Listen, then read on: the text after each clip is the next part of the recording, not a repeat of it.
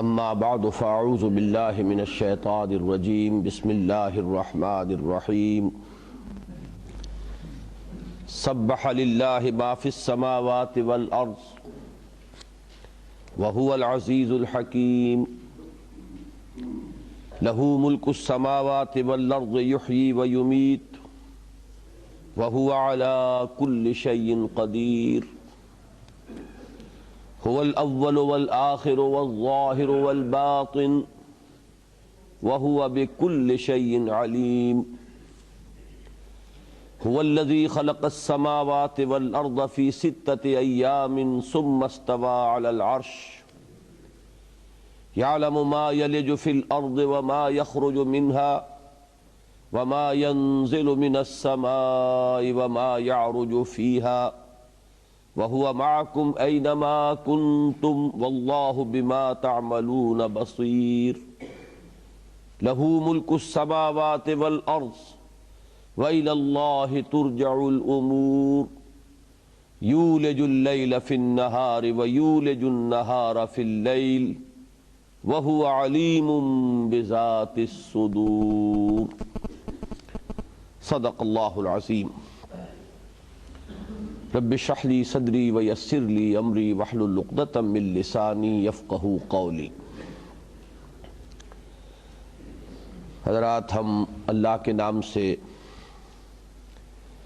اپنے اس تربیتی اجتماع میں تذکیر بالقرآن کے اس پروگرام کا آغاز کر رہے ہیں۔ فجر کی نماز میں انشاءاللہ العزیز ان 7 دنوں میں ان 10 سورتوں کی تلاوت کی جائے گی جو قرآن حکیم میں 27ویں پارے کی آخری سورت سے یعنی سورہ حدید سے شروع ہو کر اور 28ویں پارے کی آخری سورت یعنی سورہ تحریم تک پھیلا ہوا ہے۔ یہ سورتیں تمام کی تمام مدنی ہیں، مزید برآں سوائے ایک سورت کے کہ جو مدنی دور کے نصف اول میں نازل ہوئی ہے، سورۃ الحشر۔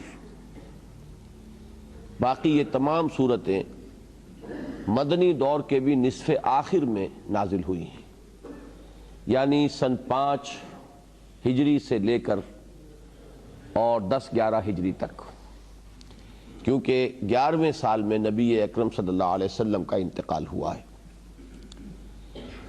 ان سورتوں کے بارے میں چونکہ وقت کم ہے اور تمہید میں ہم زیادہ وقت نہیں لے سکتے، لیکن جو چیز کے ذہن نشین رہنی چاہیے وہ یہ ہے کہ ان میں اصل خطاب امت مسلمہ سے ہے۔ اس میں منافقین کا ذکر ضرور ہے اور بالواسطہ طور پر انہیں اپنی اصلاح پر آمادہ بھی کیا گیا ہے، لیکن ان سے بھی براہ راست خطاب نہیں ہے۔ اسی طریقے سے کفار سے کوئی گفتگو براہ راست اس میں نہیں ہے، اہل کتاب سے، یہود سے، نصارہ سے کوئی گفتگو براہ راست نہیں ہے، ذکر ہے ضمنی طور پر، گفتگو ہے کل کی کل امت محمد صلی اللہ علیہ وسلم سے، اور ان میں چونکہ منافقین بھی شامل ہیں لہذا اس اعتبار سے تو وہ بھی شامل ہو جاتے ہیں خطاب میں، لیکن اصلاً جو مخاطب ہیں وہ اہل ایمان میں سے ضعفاء، جن میں کچھ کمزوری کے آثار ظاہر ہو رہے تھے، یا تو یہ کہ ابتداءً ہی ان کے دلوں میں ایمان اتنا راسخ نہیں ہوا تھا جتنا کہ مطلوب ہے، مختلف اسباب سے ایمان تو لے آئے لیکن ایمان کے تقاضوں کو پورا کرنے سے ہچکچا رہے تھے، یا یہ کہ کچھ امتداد زمانہ کی وجہ سے، یہ بھی ایک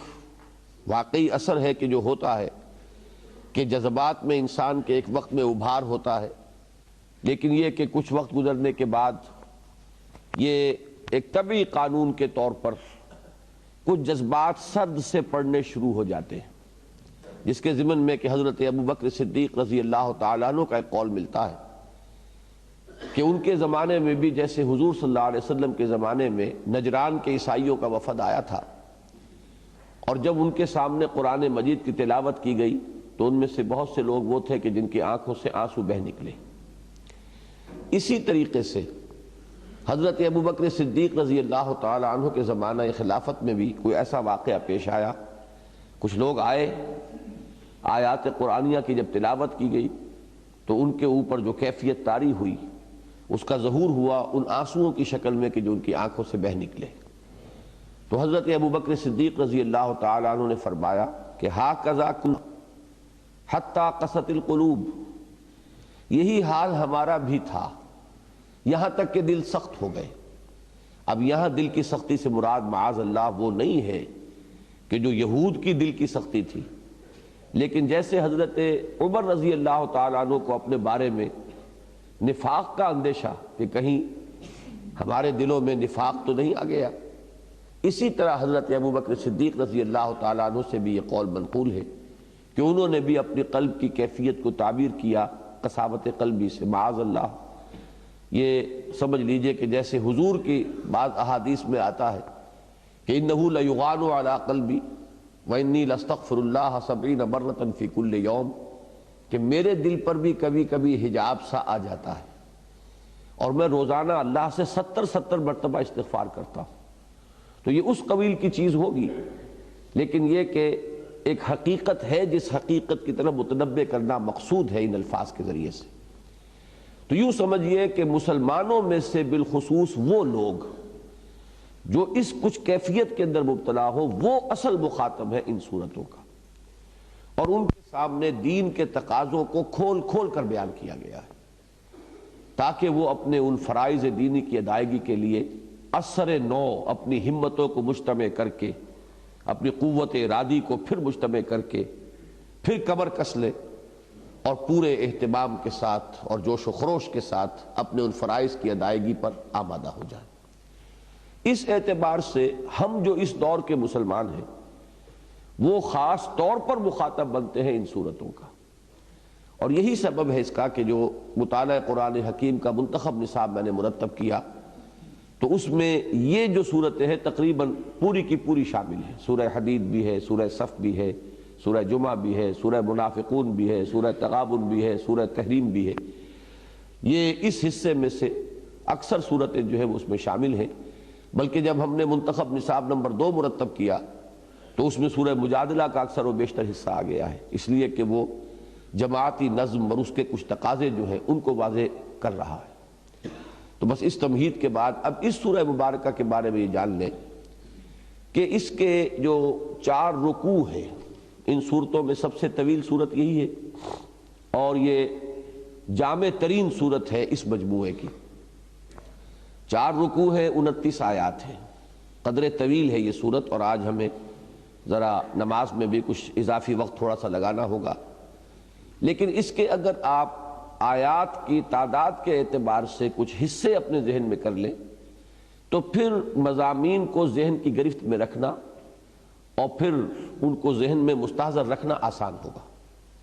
میں نے ابتداءً 6 آیات کی تلاوت کی ہے، اور یہ 6 آیات ان کو آپ تمہیدی بھی کہہ سکتے ہیں، یہ در حقیقت مشتمل ہیں اللہ تعالیٰ کی ذات و صفات کے بیان پر کہ یہ تو ایک واقعہ ہے، اللہ ہے۔ اب در حقیقت تو تمہیں اپنے رویے پر ایک احتسابی نگاہ ڈالنی چاہیے کہ وہ تو ہے، کسی کے انکار کرنے سے وہ معدوم تو نہیں ہو جائے گا، اس کی تو یہ شان ہے، کوئی اس کو تسلیم کرے نہ کرے، کوئی مانے نہ مانے۔ در حقیقت انسان کے اپنی سعادت اور شقاوت کا دار و مدار اس پر ہے کہ وہ اس اللہ کو مانے، اس کی معرفت حاصل کرے، اور پھر جو اس کا عملی تقاضا ہے اس کو ادا کرنے کے لیے آمادہ ہو جائے۔ ان میں ایک آیت وہ بھی ہے جو قرآن مجید کے مشکل ترین مقامات میں سے ہے، اور اس وقت چونکہ ہم صرف تذکیر بالقرآن کے ضمن میں اس سورہ مبارکہ کو پڑھ رہے ہیں لہذا کسی تفصیل میں جانے کا بالکل وقت نہیں ہے، ان آیات کا صرف ترجمہ اس وقت کیا جائے گا۔ سبح للہ ما فی السماوات والارض، اللہ کی تسبیح کرتی ہے ہر وہ شے جو آسمانوں میں ہے اور زمین میں ہے۔ وَهُوَ الْعَزِيزُ الْحَكِيمُ، اور وہ زبردست ہے کمال حکمت والا۔ لہو ملک السماوات والارض، آسمانوں اور زمین کی بادشاہی اسی کی ہے، اسی کو سزاوار ہے اور بالفعل بھی اسی کی ہے۔ یحیی و یمیت، وہی زندہ رکھتا ہے اور وہی مارتا ہے۔ تم خود زندہ نہیں رہتے، اللہ نے تمہیں زندہ رکھا ہوا ہے۔ تم از خود نہیں مرتے، موت بھی اللہ تم پر وارد کرتا ہے۔ وَهُوَ عَلَىٰ كُلِّ شَيْءٍ قَدِيرٌ، اور وہ ہر شے پر قادر ہے، کوئی شے بھی اس کے حیطۂ اقتدار سے، اس کی قدرت سے باہر نہیں ہے۔ هُوَ الْأَوَّلُ وَالْآخِرُ وَالظَّاهِرُ وَالْبَاطِنُ، وہی ہے پہلا اور آخر پچھلا اور ظاہر بالکل نمایاں، اظہر من الشمس، اور باطن مخفی کہ جس کی کنہ تک کسی کی رسائی نہیں ہے، اس کی ذات کی کنہ تک کوئی پہنچ نہیں سکتا، اپنی صفات اور اس کے ظہور کے اعتبار سے اس سے زیادہ ظاہر کوئی نہیں، اور جو بھی کچھ سلسلہ وجود ہے اس کا نقطۂ آغاز بھی اسی کی ذات ہے اور اس کا اختتام بھی اسی کی ذات پر ہوگا۔ یہ آیت جیسا کہ میں نے عرض کیا مشکل ترین آیات میں سے قرآن مجید کی، اس سے زائد میں اس کے بارے میں اس وقت کچھ عرض نہیں کروں گا۔ وَهُوَ بِكُلِّ شَيْءٍ عَلِيمٌ، اور وہ ہر چیز کا علم رکھتا ہے۔ هُوَ الَّذِي خَلَقَ السَّمَاوَاتِ وَالْأَرْضَ فِي سِتَّةِ أَيَّامٍ، وہی ہے جس نے تخلیق فرمائی آسمانوں اور زمین کی 6 دنوں میں۔ 6 دن یہ متشابہات میں سے ہیں کہ ابھی ہم نہیں سمجھ سکتے کہ ان 6 دنوں سے مراد کیا ہے۔ یہ یقینی ہے کہ ان 6 دنوں سے مراد ہمارے یہ 6 دن نہیں ہیں جو 24 گھنٹوں پر مشتمل ہوتے ہیں۔ ثم استوى على العرش، پھر وہ متمکن ہوا تخت حکومت پر، تخت پر، یعنی صرف خالق نہیں ہے، وہی مدبر بھی ہے، وہی حاکم بھی ہے، اور یہاں کا سلسلہ اسباب اسی کے دست قدرت میں۔ یعلم ما یلج فی الارض وما یخرج منہا، اب نفی ہو رہی ہے بعض فلاسفہ کے اس خیال کی کہ وہ اپنی ذات ہی میں مگن ہے، اسے اس کائنات سے کوئی دلچسپی نہیں ہے، اور وہ صرف کلیات کا عالم ہے، جزیات کا عالم نہیں ہے۔ اس کی نفی چونکہ مطلوب ہے، لہذا الفاظ کا ذرا آپ تیور دیکھیے۔ وہ جانتا ہے جو کچھ کے داخل ہوتا ہے زمین میں، اور جو کچھ کے نکلتا ہے اس سے، اور جو کچھ کے نازل ہوتا ہے آسمان سے، اور جو کچھ کے چڑھتا ہے اس میں۔ وَهُوَ مَعَكُمْ أَيْنَمَا كُنْتُمْ، اور وہ تمہارے ساتھ ہی ہوتا ہے جہاں کہیں بھی تم ہو۔ وَاللَّهُ بِمَا تَعْمَلُونَ بَصِيرٌ، اور جو کچھ تم کر رہے ہو اللہ اسے دیکھ رہا ہے۔ لَهُ مُلْكُ السَّمَاوَاتِ وَالْأَرْضِ، آسمانوں اور زمین کی بادشاہی اسی کی ہے۔ اب یہاں اس آیت کو دہرا کر اس لیے لایا گیا کہ اس کے ایک دوسرے پہلو کی طرف اشارہ ہے۔ وَإِلَى اللَّهِ تُرْجَعُ الْأُمُورُ، اور اللہ ہی کی طرف تمام معاملات کو لوٹ جانا ہے۔ یعنی وہ جو نظم ہے یہاں کا، جیسے کہ کوئی بھی دنیاوی نظم ہو، ڈسپلن ہو، بادشاہت کا نظام ہو، اس میں جب تک محاسبہ نہ ہو، اس میں جب تک جزا و سزا نہ ہو، وہ نظم قائم نہیں رہتا۔ تو اللہ تعالیٰ کے لیے ملک السماوات والارض کے اس بات سے ذہن کو منتقل کیا گیا کہ تمام معاملات بالآخر اسی کی جناب میں پیش ہوں گے، لوٹیں گے اسی کی طرف۔ یولج اللیل فی النہار، یہ یحیی و یمیت ہی کے مانند یہ آیت بھی ہے کہ وہی ہے کہ جو رات کو پرو لاتا ہے دن میں، وَيُولِجُ النَّهَارَ فِي اللَّيْلِ، اور دن کو پرو لاتا ہے رات میں، وَهُوَ عَلِيمٌ بِذَاتِ الصُّدُورِ، یعنی یہ سلسلہ روز و شب بھی از خود نہیں چل رہا، بلکہ یہ بھی اس کے اذن اور اس کی مشیت اور اس کے حکم کے تابع ہے، اور وہ تو جو کچھ سینوں کے اندر پوشیدہ ہے اس سے بھی واقف ہے۔ میں عرض کر چکا ہوں کہ یہاں تک 6 آیات پر اس کا پہلا حصہ ختم ہوا، اور یہ ذات و صفات باری تعالیٰ کا بیان ہے۔ اب اگلے 6 آیات کا جو دوسرا حصہ ہے، اس میں اس کے جو تقاضے ہیں ان کو 2 الفاظ کے حوالے سے سامنے لایا گیا۔ آمنوا باللہ ورسولہ، پہلا تقاضا مانو، ایمان لاؤ اللہ پر اور اس کے رسول پر صلی اللہ علیہ وسلم، یعنی یہ نقطۂ آغاز ہے انسان کی سعادت کا کہ مانے، معرفت حاصل کرے، اللہ پر ایمان اس کا ہو اور اللہ کے رسول پر صلی اللہ علیہ وسلم۔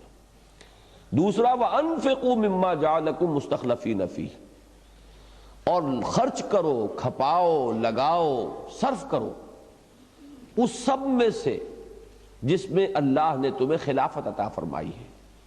جو کچھ اس نے تمہیں دیا ہے تم اس کے مالک نہیں ہو، تمہیں خلافت ملی ہے، امانت ہے تمہارے پاس، تمہاری ذہنی صلاحیتیں، تمہارے جسمانی قوا، تمہارے اندر جو بھی کچھ ہے ودیعت کیا ہے اس نے کیا ہے۔ اسی طرح تمہیں جو مال دیا ہے، تمہیں جو اولاد دی ہے، اسی کی عطا کردہ ہے۔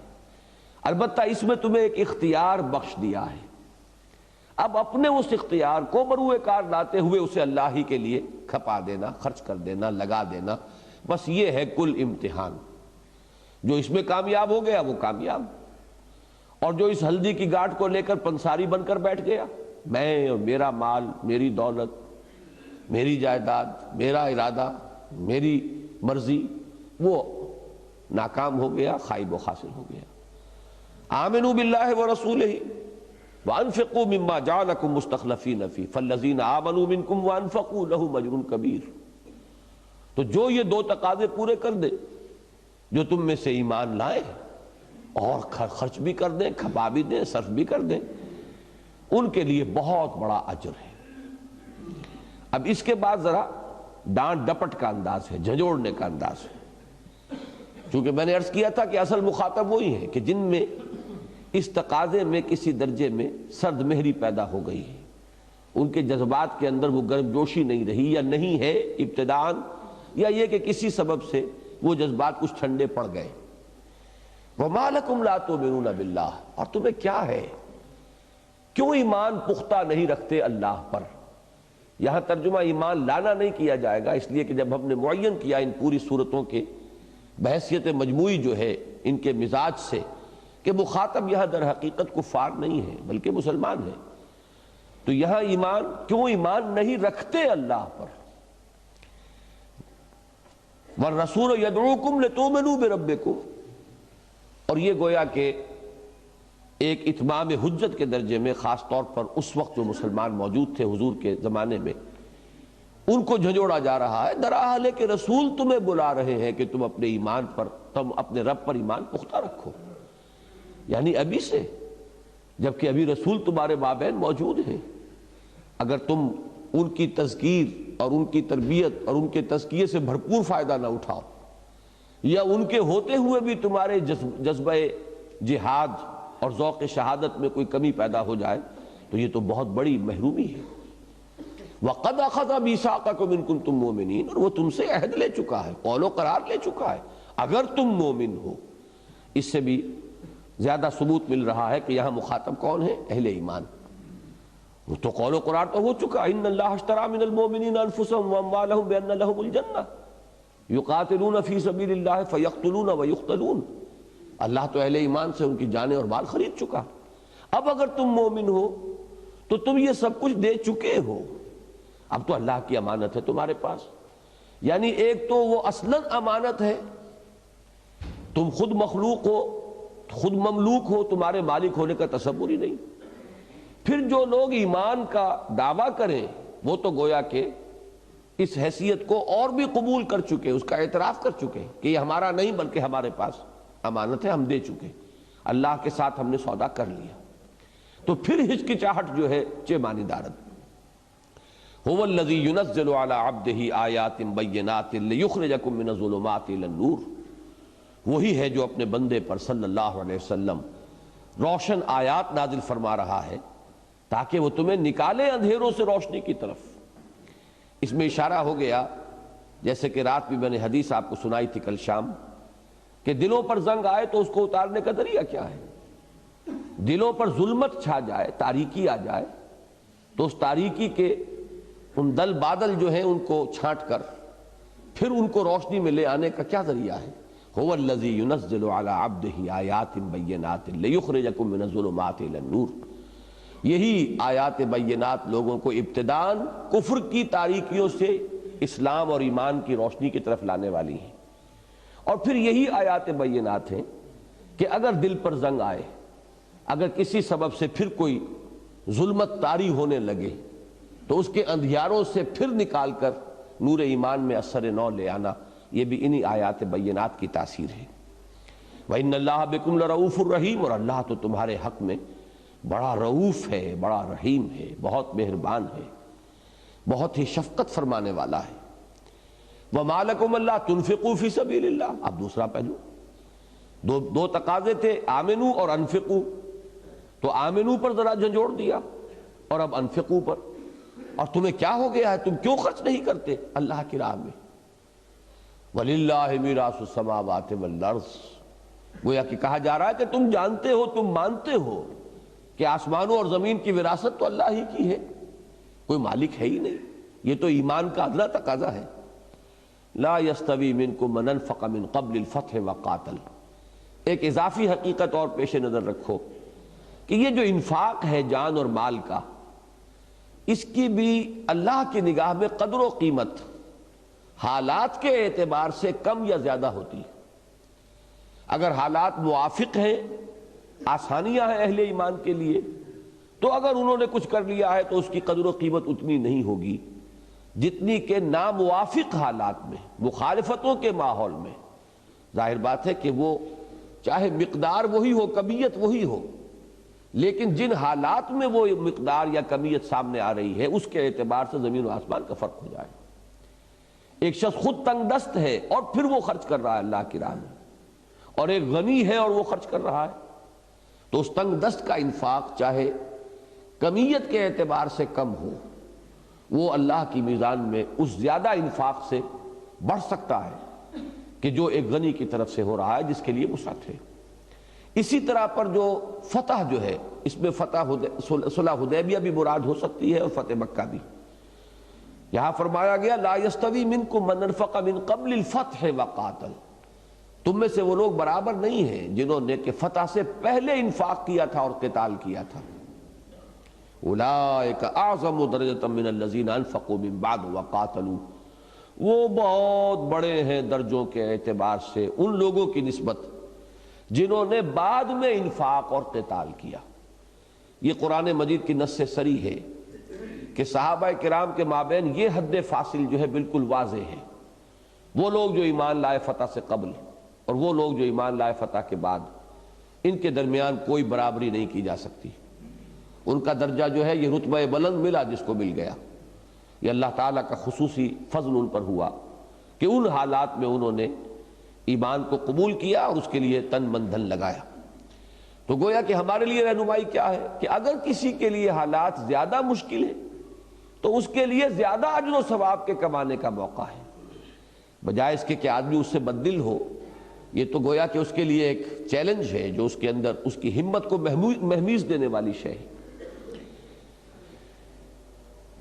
وَكُلًّا وَعَدَ اللَّهُ الْحُسْنَىٰ، اور سب سے اللہ کا وعدہ ہے بہت اچھا، یعنی بعد میں بھی انفاق کیا ہے، قتال کیا ہے، خلوص و اخلاص کے ساتھ کیا ہے، تو اللہ تعالیٰ ان کی قدر افزائی فرمائے گا اور ان کی قدردانی فرمانے والا ہے، ان کو بھی اجر و ثواب دے گا۔ لیکن بہرحال گر حفظ مراتب نہ کنی زندگی، ایک جو درجے کا فرق ہے وہ اپنی جگہ ہے۔ واللہ بما تعملون خبیر، اور جو کچھ تم کر رہے ہو اللہ اس سے باخبر ہے۔ من ذا الذی یقرض اللہ قرضا حسنا، اب جیسے شروع میں فرمایا گیا تھا انفقوا مما جعلکم مستخلفین فیہ، ایمان اور انفاق دونوں پر جھنجھوڑنے کے بعد اب پھر اس کی ادھر بات لوٹ رہی ہے، اور اس میں بڑا ہی ایک ترغیب بلکہ تحریض کا انداز ہے۔ کون ہیں وہ باہمت لوگ؟ من ذا الذی یقرض اللہ قرضا حسنا، جو اللہ کو قرض حسنا دے، فیضاعفہ لہ، تو اللہ اس کو اس کے لیے بڑھاتا رہے۔ یہ قرض حسنا وہ ہے کہ دنیا میں کوئی شرح بھی نہیں ہوگی سود در سود کی کہ جو اس کے قریب پہنچتی ہو۔ اللہ تو اضافہ کرتا رہے گا، بڑھوتری ہوتی رہے گی، لیکن وہ اللہ کے لیے ہے، اس میں کوئی دنیاوی آپ نے بدلہ جو ہے وہ طلب نہیں کیا ہے، تو وہ قرض حسنا ہے۔ فیضاعفہ لہ ولہ اجر کریم، ایک تو یہ کہ وہ مال اصل جو ہے بڑھا چڑھا کر اضافوں کے ساتھ تمہیں واپس لوٹا دیا جائے گا، مزید برآں اجر عظیم سے نوازے جاؤ گے کہ تم نے اللہ کی راہ میں اپنے مال یا اپنی صلاحیتوں یا اپنے اوقات کو خرچ کرنے کی ہمت کی. یہ اپنی جگہ پر ہے جس کا اجر ملے گا. باقی جو کچھ تم نے خرچ کیا اور کھپایا وہ تو تمہیں بہت اعلیٰ شکل میں ہوا خیرم واعظم اجرا، وہ اس حالت میں ملے گا کہ تم تصور بھی نہیں کر سکو گے کہ یہ ہے وہ جو ہم نے اپنے ہاتھوں اللہ کی راہ میں خرچ کر کے گویا کہ اپنی عاقبت کے لیے آگے بھیج دیا تھا. یوم تری المؤمنین والمؤمنات، یہ یوم کا جو نصب ہے حالت نصبی میں ہے. یہ کیوں ہے؟ اس لیے کہ یہ ظرف ہے. یہاں یہ اجر عظیم کس دن دیا جائے گا؟ یوم تری المؤمنین والمؤمنات یسعی نورہم بین ایدیہم وبایمانہم، جس دن کہ تم دیکھو گے مومن مردوں اور عورتوں کو کہ ان کا نور ان کے داہنے اور ان کے آگے دوڑتا ہوا ہوگا. یہ آگے کا نور میرے نزدیک واللہ عالم یہ نور ایمان ہے جس کا محل اور مقام قلب ہے، اور داہنی طرف کا نور یہ اعمال صالحہ کا نور ہے. اس وقت بھی اگر اللہ تعالیٰ کسی کو یہ توفیق دیتا ہے تو ہر نیک عمل کی ایک نورانیت ہے جو اس کی شخصیت میں جذب ہو جاتی ہے، جو اس کی روح کو منور کر دیتی ہے. ایمان تو ہے ہی نور، اللہ نور السماوات والارض. تو یہ نور یہاں جو ہے چھپا ہوا ہے، ڈھکا ہوا ہے، پردوں میں ہے، مستور ہے. میدان حشر میں اس کا ظہور ہو جائے گا تو ہر صاحب ایمان کا نور اس کے سامنے کی طرف، اور اس کے اعمال صالحہ بالخصوص انفاق، اس کا نور اس کے داہنی جانب ہوگا، جس سے کہ وہ اس میدان حشر کی جو مشکل اور کٹھن منزلیں ہیں اس نور کی مدد سے وہ ان کو عبور کرتا چلا جائے گا. یسعی نورہم بین ایدیہم وبایمانہم بشراکم الیوم جنات تجری من تحتہا الانہار، اور ان سے کہا جائے گا آج تمہارے لیے بشارت ہے ان باغات کی جن کے دامن میں ندیاں بہتی ہیں. ذالک خالدین فیہا، اس میں تم ہمیشہ ہمیش رہو گے. ذالک هو الفوز العظیم، اور یہی ہے بہت بڑی کامیابی، اصل کامیابی. یہاں دوسرا حصہ ختم ہو گیا. اب تیسرا حصہ مختصر ہے اور وہ 3 آیات پر مشتمل ہے. اس میں جن لوگوں نے اس دنیا میں تن من دھن لگانے سے گریز کیا، بچایا، چھپا چھپا کر رکھا، سینت سینت کر رکھا، تو بچا بچا کے نہ رکھ اسے، تیرا آئینہ ہے وہ آئینہ کہ شکست ہو تو عزیز تر ہے نگاہ آئینہ ساز میں. اس کے برعکس اپنی توانائیاں، اپنی قوتیں بھی بچا بچا کر رکھیں، یا انہیں دنیا کے حصول کے لیے ہی صرف کیا، اپنا مال بھی سینت سینت کر رکھا، اسے اللہ کی راہ میں نہیں لگایا. اب ان لوگوں کا انجام بیان ہو رہا ہے. جو انفاق سے گریزاں رہیں گے ان پر نفاق مسلط ہو جائے گا. نفاق کی یہ حقیقت جو ہے صرف ایک حرف کے جو اس میں سے اگر کم یا بیش کر دیا جائے تو نفاق اور انفاق کے مابین اتنا قریبی تعلق ہے. انفاق کرو گے نفاق سے بچو گے، انفاق نہیں کرو گے نفاق مسلط ہو جائے گا. یوم یقول المنافقون والمنافقات للذین آمنوا، جس دن کے منافق مرد اور منافق عورتیں کہیں گے اہل ایمان سے انظرونا، ذرا ہمارا انتظار کرو، نقتبس من نورکم، ہم تمہارے نور سے استفادہ کر لیں، تمہاری روشنی کے سے ہم بھی فائدہ اٹھا لیں اور ہم بھی تمہارے ساتھ چلیں. جیسے کسی اندھیری شب میں اگر کسی پگڈنڈی پر سے گزرنا ہو تو جس کے پاس ٹارچ ہے لوگ اس کے قریب رہتے ہیں کہ اس کی اس روشنی سے کچھ نہ کچھ فائدہ ہم بھی اٹھا لیں. تو اہل ایمان جب کہ اپنے ایمان اور اعمال صالحہ کے نور کے حوالے سے اور اس کی مدد سے بڑھتے چلے جا رہے ہوں گے، وہ رکیں گے. ان کے اپنے پاس نور نہیں ہے، نہ ایمان حقیقی کا نور اور نہ اعمال صالحہ کا نور، نہ انفاق کا نور. تو وہ درخواست کریں گے ذرا رکو، کہاں بڑھے چلے جا رہے ہیں. انظرونا نقتبس من نورکم قیل ارجعوا وراءکم فالتمسوا نورا، کہا جائے گا. وہ اہل ایمان نہیں جواب دیں گے، ان کی شرافت اور مروت سے بعید ہے کہ وہ اس وقت اس طرح کا جملہ کہیں. کوئی کہنے والا کہے گا، کوئی ہاتف غیبی ہے جو ندا دے گا لوٹ جاؤ اپنے پیچھے کی طرف. اور یہاں گویا کہ محذوف ہے الفاظ اگر لوٹ سکتے ہو، انہونی بات ہے، اب لوٹنے کا کوئی سوال نہیں. لیکن یہ کہ اگر یہ نور چاہیے تو یہ تو دنیا سے حاصل کر کے اور کما کر لایا گیا ہے. ارجعوا وراءکم فالتمسوا نورا فضرب بینہم بسور لہ باب، پھر ان کے مابین ایک فصیل حائل کر دی جائے گی جس میں ایک دروازہ ہوگا، وہ اہل ایمان جو ہے وہ ان دروازوں سے ہو کر اس جنت میں اللہ تعالیٰ کی روح و ریحان و جنت نعیم میں داخل ہوتے چلے جائیں گے، اور یہ باہر رہ جائیں گے۔ باطنہ فیہ الرحمہ، اس دروازے کے اندر کی جانب رحمت خداوندی کا نزول، وظاہرہ من قبلہ العذاب، اور اس فصیل کے باہر کی طرف یہ اللہ کا عذاب ہے کہ جس کا نزول شروع ہو جائے گا۔ ینادونہم ولم نکن معکم، اب وہ چیخ کر کہیں گے، پکار کر کہیں گے ان اہل ایمان سے جو آگے بڑھ گئے، کیا ہم تمہارے ساتھ نہ تھے؟ دنیا میں تو ہم گڑبڑ رہے، مومن صادق اور منافق دنیا میں تو دونوں مسلمان سمجھے گئے، تو ہم ساتھ ہی تھے، یہ آج کیا ہمارے مابین بعد المشرقین جو ہے وہ واقع ہو گیا؟ قالوا بلا، اب یہاں جو جواب ہے اس کی نسبت ان کی طرف ہے، وہ کہیں گے ہاں کیوں نہیں، یقیناً تم ہمارے ساتھ تھے، وَلَكِنَّكُمْ فَتَنْتُمْ أَنفُسَكُمْ، لیکن ذرا یاد کرو تم نے اپنے آپ کو خود اپنے ہاتھوں فتنوں کے اندر مبتلا کیا۔ یہ فتنے کون سے ہیں؟ انما اموالکم و اولادکم فتنہ، ایک فتنہ تو وہ ہے قرآن مجید کی روح سے جو عذاب کی شکل میں آتا ہے، یہاں وہ فتنہ ہے کہ جو اس دنیا میں مال و اسباب جس کے تم مالک بن کر بیٹھ گئے تھے، جس کو تم نے سمجھا تھا کہ تمہاری ملکیت ہے، وہ تو فتنہ تھا، تم نے اس میں اپنے آپ کو خود مبتلا کیا۔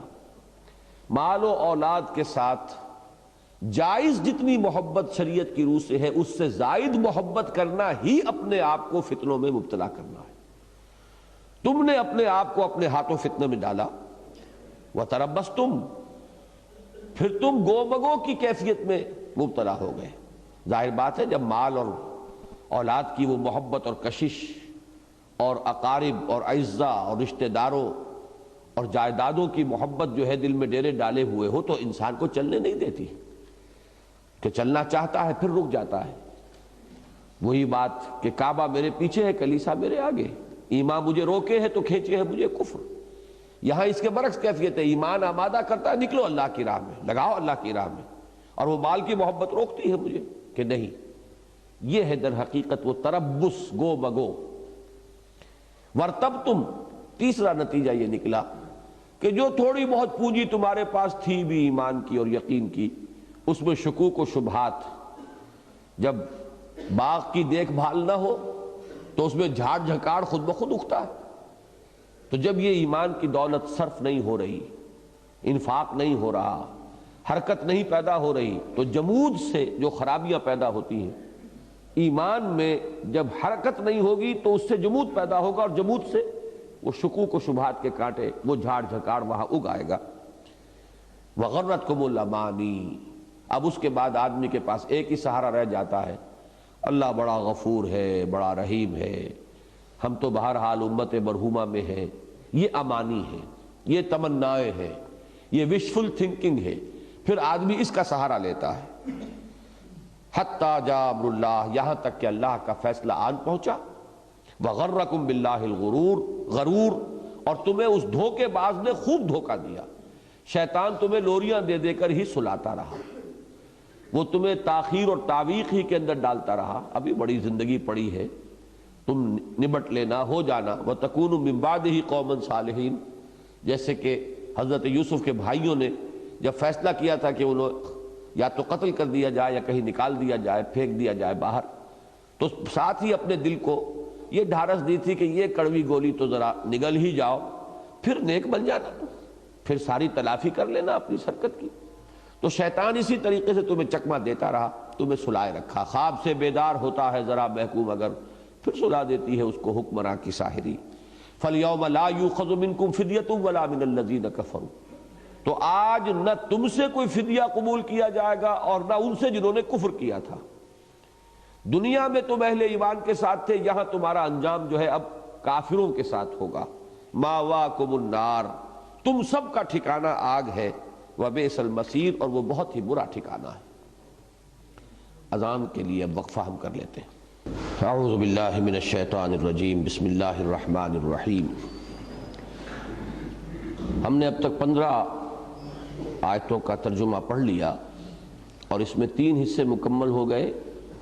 پہلی 6 آیات ذات و صفات باری تعالیٰ کے بیان پر مشتمل۔ اس کے بعد 6 آیات، اس میں 2 تقاضے، ایمان اور انفاق، دونوں کے لیے ترغیب انتہائی مؤثر اور بلیغ پیرائے میں، اور دونوں سے گریز پر جھنجھوڑنے کے انداز میں، ملامت کے انداز میں، زجر کے انداز میں متوجہ کرنا۔ اس کے بعد 3 آیات میں انفاق سے گریز، اور انفاق سے مراد صرف مال کا خرچ کرنا نہیں ہے، جان کا کھپانا، یہ دونوں چیزیں انٹر کنورٹیبل ہیں، اس لیے کہ انسان جان کھپاتا ہے تو پیسہ بناتا ہے، اور پیسے کے ذریعے سے وہ دوسروں کی صلاحیتیں جو ہیں ان سے استفادہ کر سکتا ہے۔ تو یہ 2 علیحدہ کموڈیٹیز ہیں ہی نہیں۔ وقت کو خرچ کرتا ہے انسان تو پیسہ بناتا ہے، پیسہ خرچ کر کے دوسروں کا وقت جو ہے وہ حاصل کر سکتا ہے، انہیں امپلائے کر سکتا ہے۔ اب اس کے بعد جو 14 آیات رہ گئیں ان کو بھی 4، 6 اور پھر 4 آیات کے 3 حصوں کے حوالے سے ذہن میں مستحضر کیجئے۔ پہلی 4 آیات جو ہیں وہ سلوک قرآنی کا جو یوں سمجھیے کہ ایک باطنی پہلو ہے اس کی طرف اشارہ کر رہی ہیں، اس کی وضاحت ہو جائے گی۔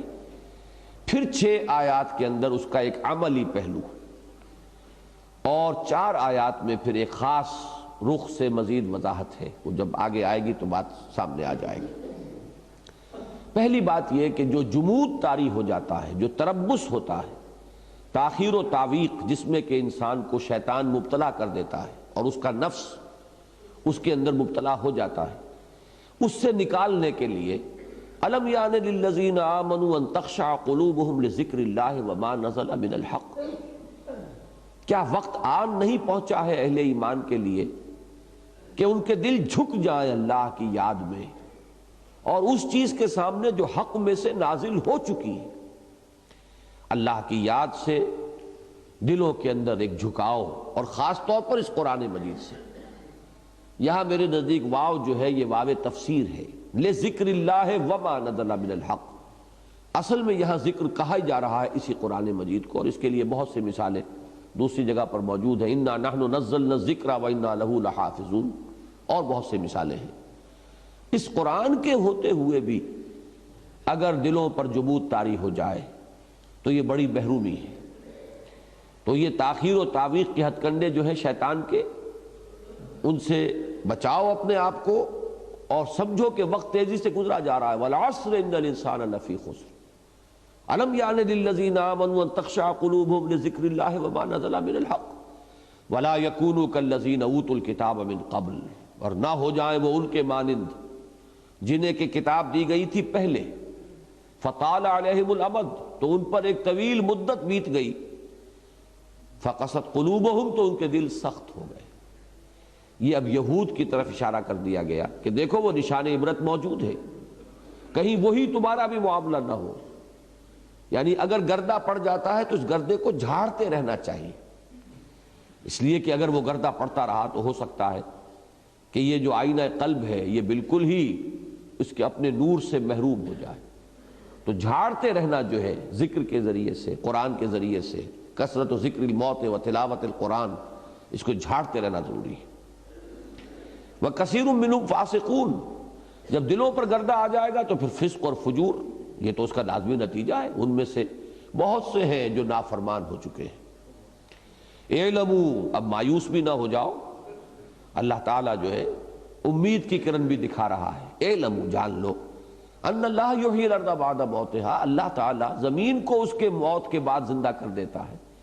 بے آب و گیا زمین پڑی ہوتی ہے، بارش برستی ہے، پھر جل تھل ہو جاتے ہیں، اور وہاں پہ پھر رونق اس کی لوٹ آتی ہے، ہریاول ہوتی ہے، بہار نظر آتی ہے۔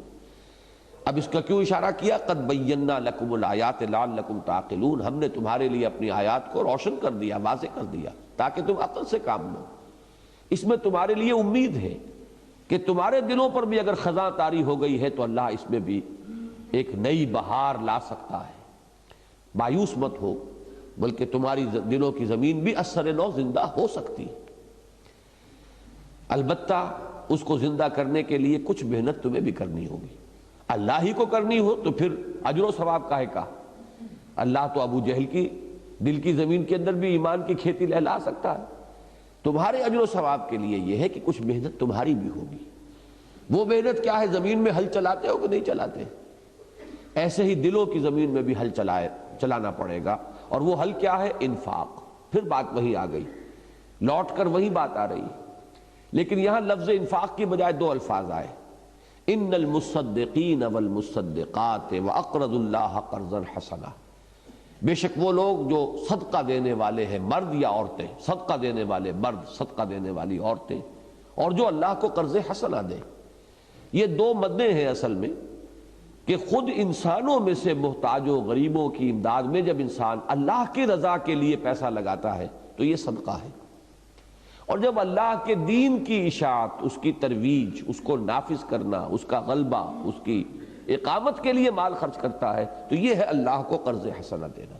دین اس کا ہے، اس کی خدائی کا تخت بچھا رہے ہیں نا، اس کی حکومت قائم کرنے کے لیے مال لگا رہے ہیں، جان کھپا رہے ہیں، تو اس کو اللہ اپنے ذمے قرض سے تعبیر کرتا ہے۔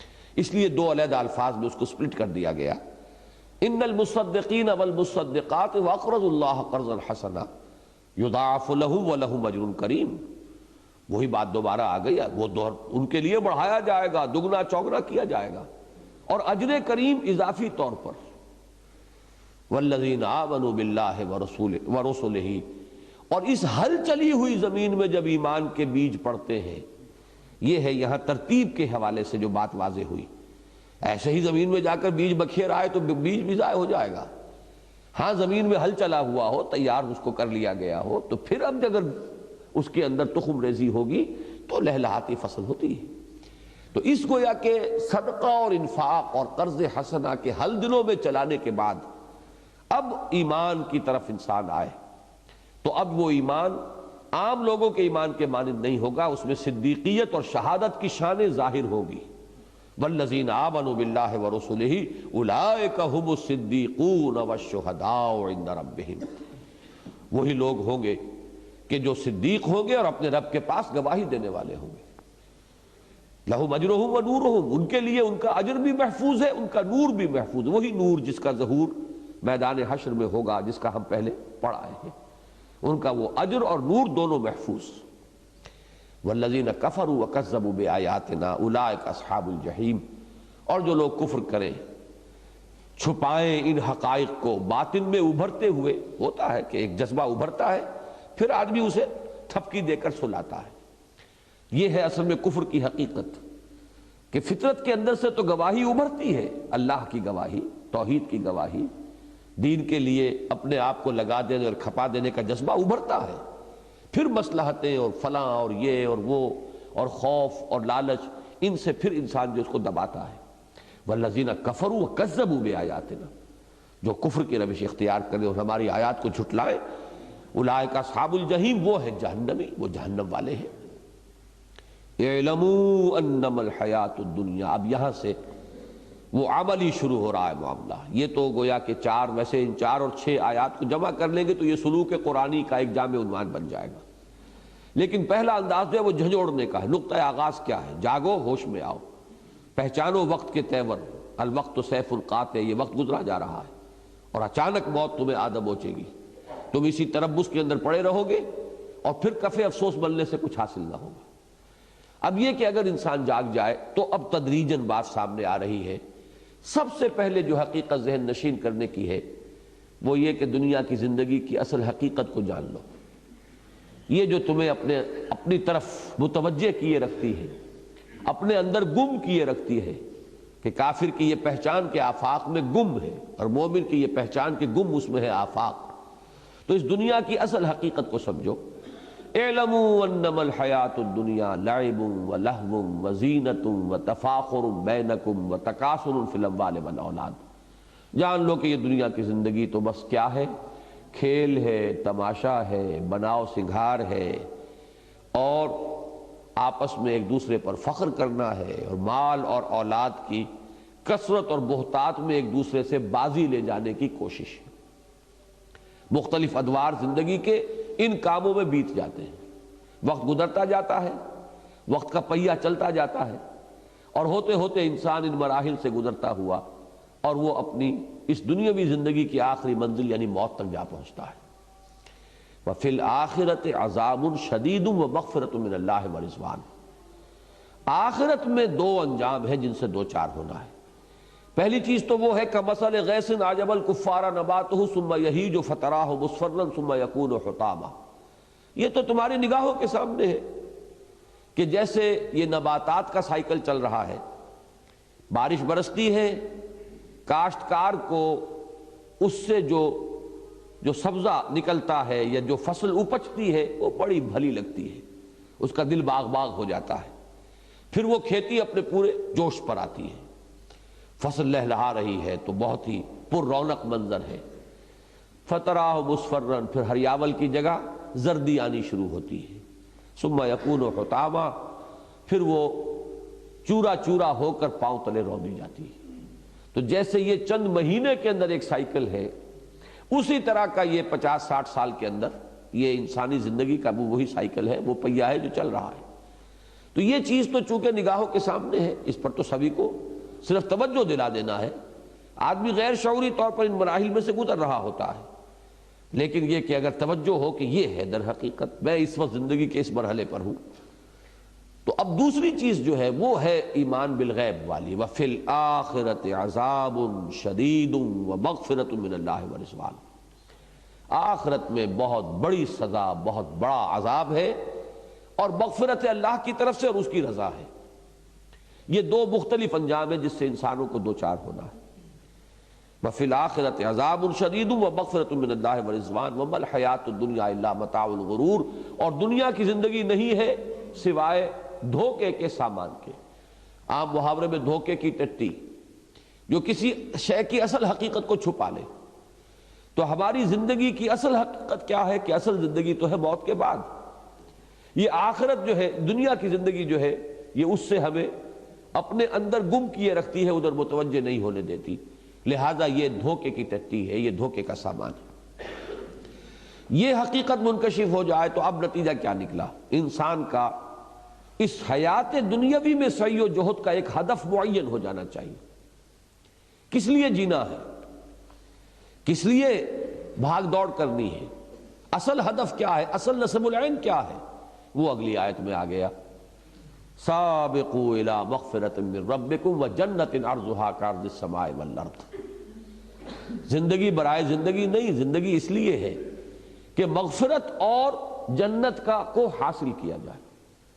جیسے کہ حضور نے فرمایا کہ انما الدنیا خلقت لکم وانتم خلقتم للآخرہ، یا جیسے آپ نے فرمایا الدنیا مزرعۃ الآخرہ، یہ دنیا آخرت کی کھیتی ہے، یہاں بوؤ گے تو وہاں کاٹو گے، یہاں محنت کرو گے تو وہاں اجر و ثواب پاؤ گے، یہاں خرچ کرو گے تو تمہارے لیے وہاں اللہ کے اس خزانے کے اندر تمہارے لیے بہت کچھ جمع ہوگا۔ تو سابقوا الی مغفرۃ من ربکم، مسابقت کرو، دوڑو، ایک دوسرے سے آگے نکلو اپنے رب کی مغفرت کی طرف اور اس جنت کی طرف کہ جس کا پھیلاؤ آسمان اور زمین جتنا ہے، کعرض السماء والارض۔ یہ بھی اب آیات متشابہات میں سے ہوگا، ہم یہاں نہیں سمجھ سکتے اس کو کہ اس کی اصل حقیقت کیا ہے۔ بعض جگہ پر یہ آیا ہے، یہاں کے الفاظ سے تو یہ متبادر ہوتا ہے، جیسے یہ سمائے دنیا اور یہ دنیا پہلا آسمان، لیکن یہ کہ بعض جگہ پر آیا عرضھا السماوات والارض، آسمانوں اور زمین جتنا پھیلاؤ ہے۔ ظاہر ہے کہ ہم اس کا یہاں کوئی تصور نہیں کر سکتے۔ اصل بات کیا ہے؟ بہت وسیع و عریض۔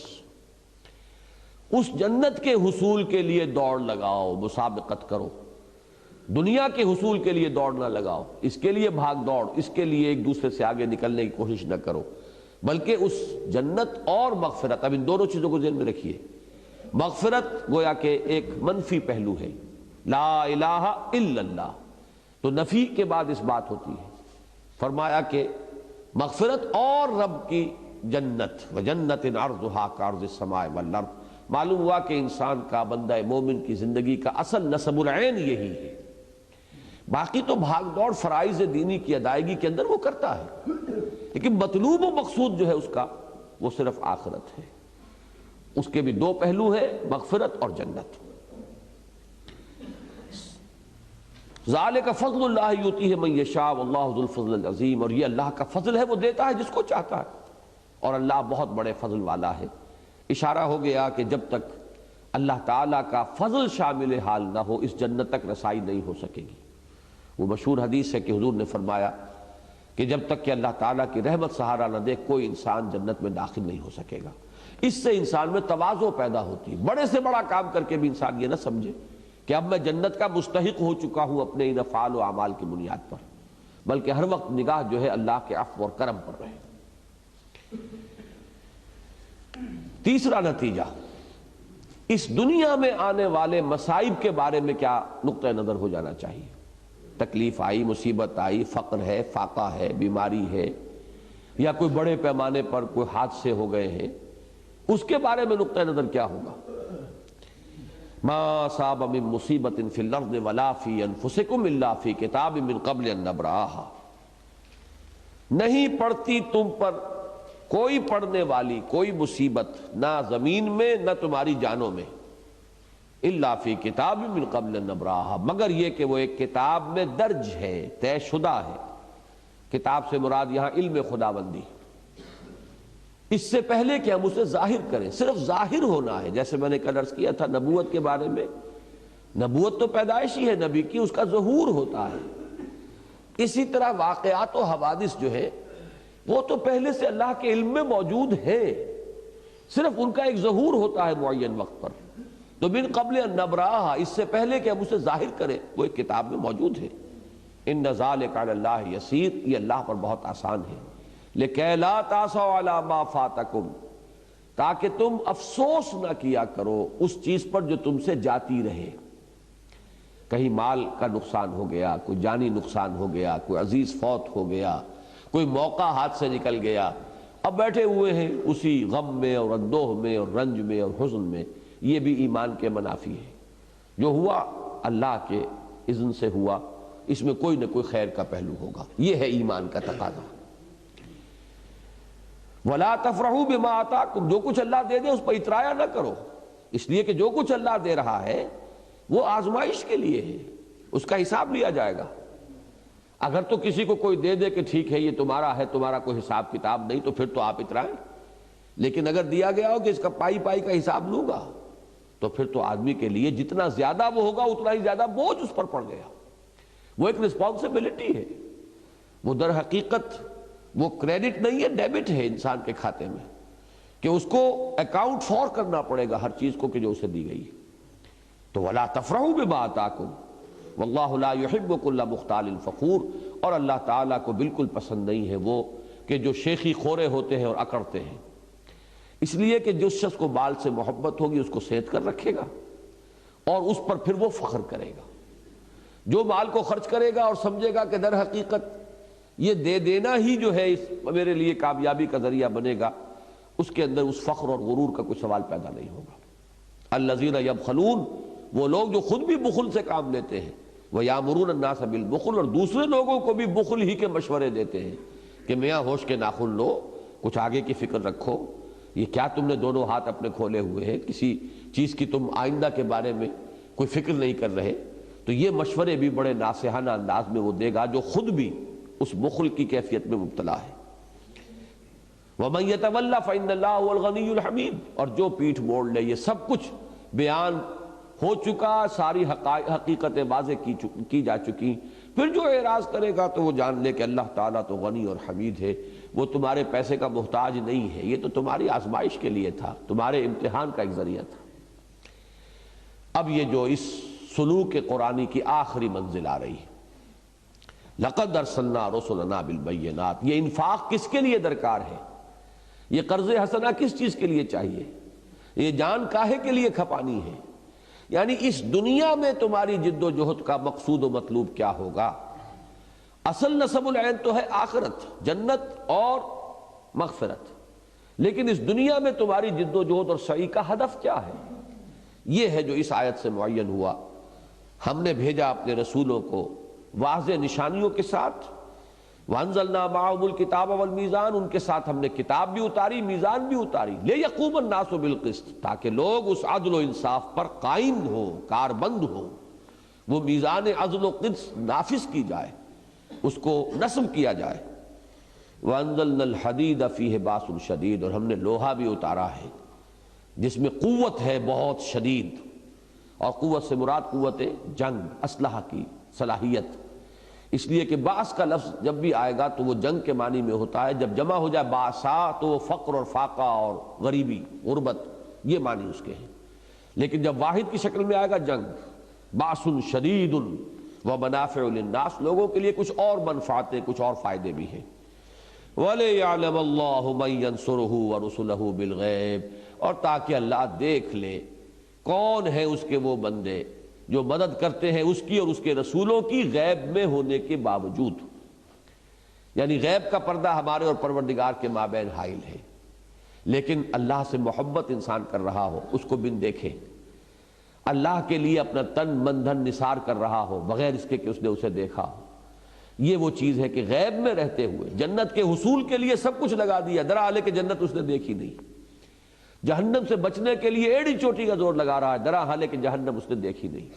یہ ہے ایمان بالغیب والا معاملہ، غیب میں ہوتے ہوئے بھی انہوں نے اپنا سب کچھ لگا دیا اللہ کی راہ میں اور کھپا دیا، یہ ہے وہ لوگ کہ جو اجر و ثواب کے مستحق ہو گئے۔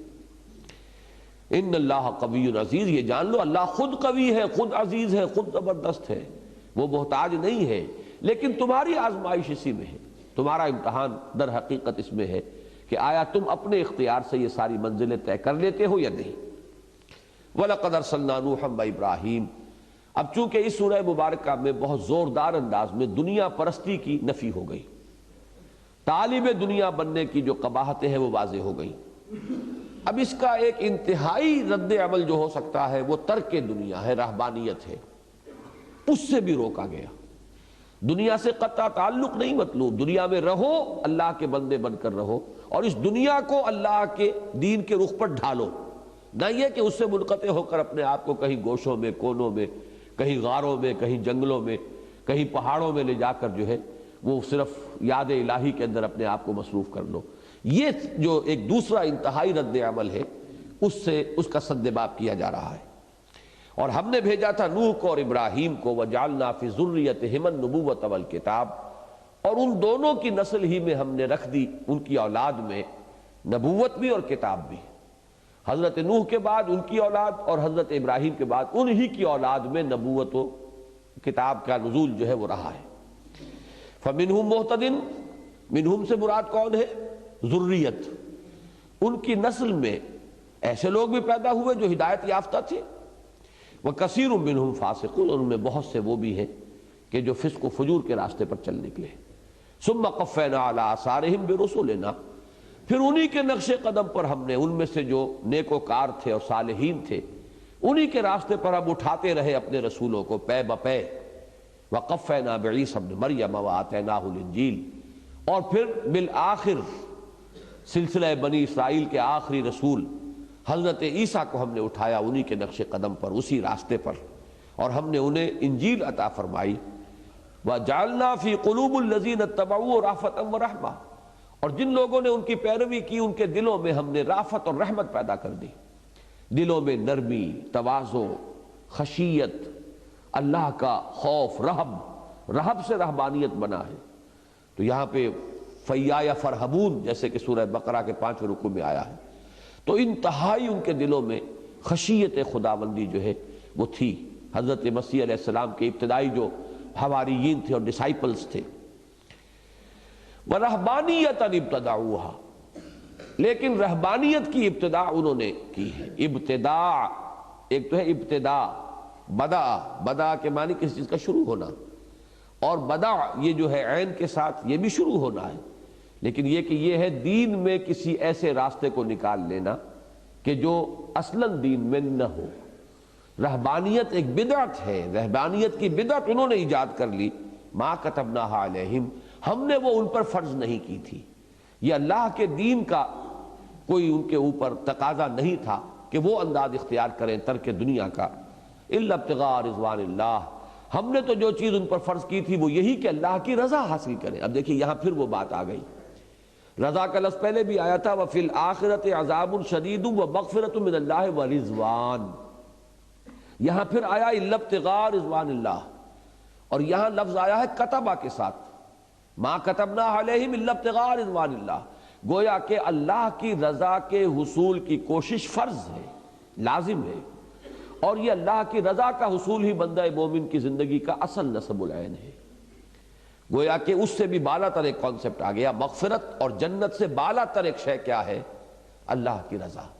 ما کتبنا علیہم الا ابتغاء رضوان اللہ۔ ایک مفہوم اس کا بڑے ہی لطیف انداز میں یہ بھی ہے کہ ان لوگوں نے جو یہ بدعت ایجاد کی تھی تو کسی بری نیت سے نہیں، بلکہ ان کو غلو ہو گیا تھا اسی اللہ کی رضا جوئی کے جذبے کے اندر۔ یہ غلو کی بات تھی، لیکن نیت ان کی غلط نہیں تھی۔ رہبانیت جو ہے وہ کسی غلط نیت کی بنا پر آغاز اس کا نہیں ہوا، بلکہ نیکی کے جذبے سے ہوا، لیکن غیر متوازن اور اللہ کا جو صراط مستقیم عطا کردہ ہے اپنے نبیوں اور رسولوں کے وساطت سے، اس سے پھر اس کے اندر ایک انحراف ہے۔ فما رعوها حتی رعایتہا، پھر وہ اس کی پاسداری نہ کر سکے جیسا کہ اس کی پاسداری کا حق تھا۔ فآتینا الذین آمنوا منہم اجرہم وکثیر منہم فاسقون، تو ان میں سے جو ایمان لے آئے یا جو صاحب ایمان رہے، جو صحیح راستے پر قائم رہے، اور ایک یہ کہ جو اب حضور صلی اللہ علیہ وسلم پر ایمان لے آئے، ان کو ہم ان کا اجر عطا فرمائیں گے، اور ان میں سے بہتے ہیں کہ جو فاسق ہیں، بظاہر رہبان ہیں، بظاہر تاریک دنیا ہے، حقیقت میں اس کے پردے میں بدترین دنیا داری کر رہے ہیں۔ انہوں نے دکانداری جو ہے وہ ہے کہ جو اس سلسلے کے اس کے پردے کے اندر شروع کی ہوئی ہے۔ یا ایھا الذین آمنوا اتقوا اللہ وآمنوا برسولہ، اے ایمان والو اللہ کا تقوی اختیار کرو اور اس کے رسول پر ایمان رکھو۔ یہاں یہ عجیب بات ہے کہ اللہ کے ایمان کا تو تقاضا بیان کیا تقوی، رسول پر ایمان کا تقاضا کیا ہے؟ اتباع۔ اتباع کے بجائے لفظ لایا گیا ایمان، گویا کہ ایمان ہے ہی نہیں بغیر اتباع۔ اصل ایمان ہے ہی وہ جس میں کہ اتباع ہو، اور پھر یہ کہ اس طرح چمٹ جاؤ سنت رسول کے ساتھ اور اسوہ رسول کے ساتھ کہ اس سے ذرا ادھر ادھر ہو جاؤ گے تو خطرے میں مبتلا ہو جاؤ گے۔ ادھر جاؤ گے تو دنیا پرستی ہے، اور ادھر جاؤ گے تو ترک دنیا رہبانیت کی بدعت ہے۔ لہذا ایک آئیڈیل کی حیثیت سے ہر وقت محمد الرسول اللہ صلی اللہ علیہ وسلم کی شخصیت، آپ کی سیرت، آپ کا معاملہ، آپ کا کردار، آپ کا توازن جو ہے، یعنی دنیا اور آخرت کے مابین، دین اور دنیا کے مابین، اس توازن کے ساتھ چمٹنے کی کوشش کرو۔ وَآمِنُوا بِرَسُولِهِ يُؤْتِكُمْ كِفْلَيْنِ مِن رَحْمَتِهِ، اللہ تعالیٰ تمہیں اپنی رحمت میں سے دوہرا حصہ عطا فرمائے گا۔ وَيَجْعَلْ لَكُمْ نُورًا تَمْشُونَ بِهِ، اور تمہیں وہ نور عطا فرما دے گا جس کے ذریعے سے تم چلو گے۔ وہ نور نور بصیرت بھی ہے اس دنیا میں۔ جس نے سنت رسول صلی اللہ علیہ وسلم کو اپنا رہنما بنا لیا، گویا کہ اس دنیا میں اسے نور حاصل ہو گیا، اور پھر یہی وہ نور ہے کہ جو آخرت میں ظاہر ہوگا، اور اس کو لے کر انسان چل سکے گا، ان میدان حشر کے مختلف مراحل کو طے کر سکے گا۔ وَيَغْفِرْ لَكُمْ، اور کوئی خطا ہو گئی تو اللہ تعالیٰ معاف بھی فرما دے گا۔ وَاللَّهُ غَفُورٌ رَحِيمٌ، اور اللہ غفور ہے اور رحیم ہے۔ لِأَلَّا يَعْلَمَ أَهْلُ الْكِتَابِ، تاکہ نہ سمجھے اہل کتاب، نہ جانے اہل کتاب، اللہ يقدرون علی شیء من فضل اللہ، کہ انہیں کوئی اب ان کی دسترس نہیں رہی ہے اللہ کے فضل کی طرف۔ وَأَنَّ الْفَضْلَ بِيَدِ اللَّهِ، فضل جو ہے وہ کل اللہ ہی کے ہاتھ میں ہے۔ یوتی ہے من یشاء، وہ دیتا ہے جس کو چاہتا ہے۔ واللہ ذو الفضل العظیم، اور اللہ بڑے فضل والا ہے۔ یہ آیت مشکلات میں سے ہے، اس کی مختلف تعبیرات ہیں، لیکن یہاں میں جو تعبیر آپ کے سامنے رکھ رہا ہوں وہ یہ ہے کہ اہل کتاب کو ایک امید کی کرن دکھائی جا رہی ہے۔ مایوس نہ ہو جاؤ، آؤ، جیسے کہ سورہ بنی اسرائیل میں ہے، عَسَىٰ رَبُّكُمْ أَن يَرْحَمَكُمْ وَإِنْ عُدْتُمْ عُدْنَا، اگر اللہ تعالیٰ کی رحمت تو اب بھی تمہیں اپنے دامن میں لینے کے لیے تیار ہے، لیکن تم وہی روش اختیار کرو گے تو ہم پھر وہی کچھ کریں گے جو پہلے ہوا ہے۔ وہ کیا ہے؟ إِنَّ هَٰذَا الْقُرْآنَ يَهْدِي لِلَّتِي هِيَ أَقْوَمُ، قرآن کا یہ سایہ موجود ہے، آؤ اس کے سائے تلے، یہ نور ہدایت موجود ہے، اس سے اپنے باطن کو منور کرو اور اس کی روشنی کے اندر اپنی زندگی کا کیا جو راستہ ہے، سفر حیات، اس کو طے کرو۔ اسی طرح یہاں بھی فرمایا گیا کہ اگرچہ تم سے وہ فضل تو لے لیا گیا، وہ فضیلت جو بنی اسرائیل کے پاس رہی تاحال وہ اب سلب ہو گئی، وہ فضیلت تو محمد الرسول اللہ صلی اللہ علیہ وسلم اور امت محمد کو عطا کر دی گئی، لیکن یہ نہ سمجھو کہ تم اس سے بالکل محروم کر دیے گئے، بلکہ یہ کہ اب بھی راستہ کھلا ہے، آؤ ان کے دامن میں، آؤ محمد الرسول اللہ صلی اللہ علیہ وسلم کی نبوت اور رسالت کے دامن میں اور قرآن مجید کی روشنی میں۔ تو یہ نہ سمجھو کہ تم محروم قطعی ہو گئے ہو، بلکہ ان الفضل بید اللہ یؤتیہ من یشاء واللہ ذو الفضل العظیم، اللہ تعالیٰ